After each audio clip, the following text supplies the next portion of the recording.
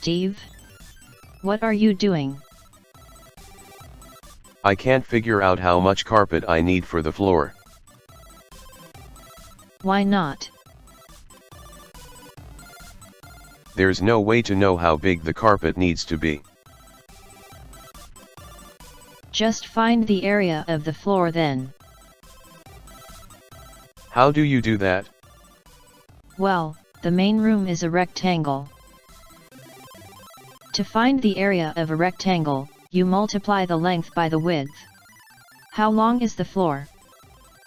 7 meters. Okay, and how wide is it? 5 meters. Perfect. So if you use length times width, what's the area of the floor? 7 times 5 is 35. Thanks, Alex. Now I can find the area of all the other rooms. Wait. Not all shapes use length times width. Only rectangles do. For example, parallelograms that are not rectangles are a little bit different. You see, now we will use the formula base times height. Base is the bottom of the parallelogram, for example 10 meters, and height is the length between the top and bottom, for example 6 meters. So the area is 60 meters.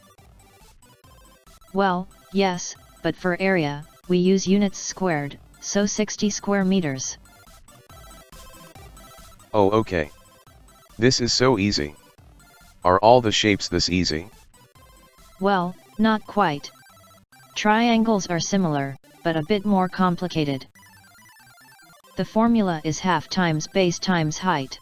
How do you find that? Basically, base times height, divided by 2.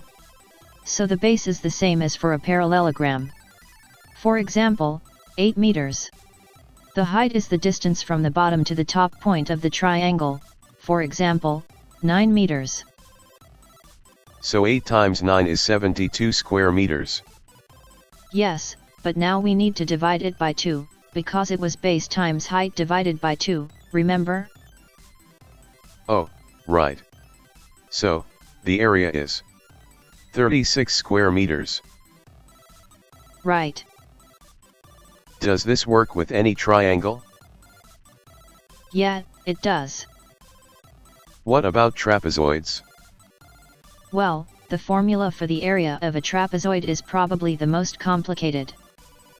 The formula is bottom plus top, times height, divided by 2. What does that mean? You'll want to write it down. Okay.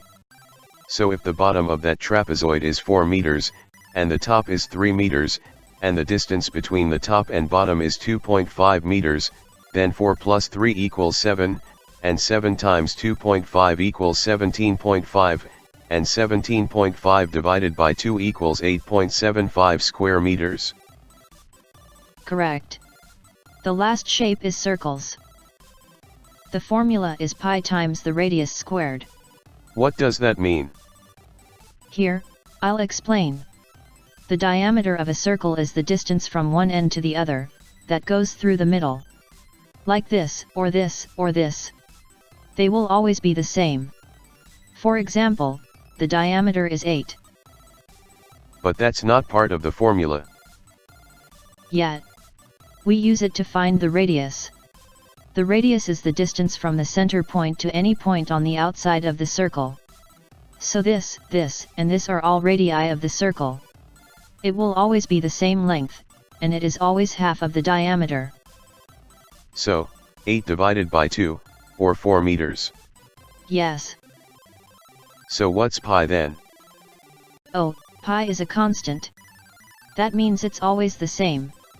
It is about 3.141592653589793238462643383279502884. How do I use that? It's usually fine if you just round it to 3.14. Oh. Okay. So, 4 squared is 16, and 3.14 times 16 is 50.24 square meters. That's right. Wow, that's cool. I'm going to write these down, because there's no way I will remember them all. Thank you. No problem. Wait. How much does the carpet cover?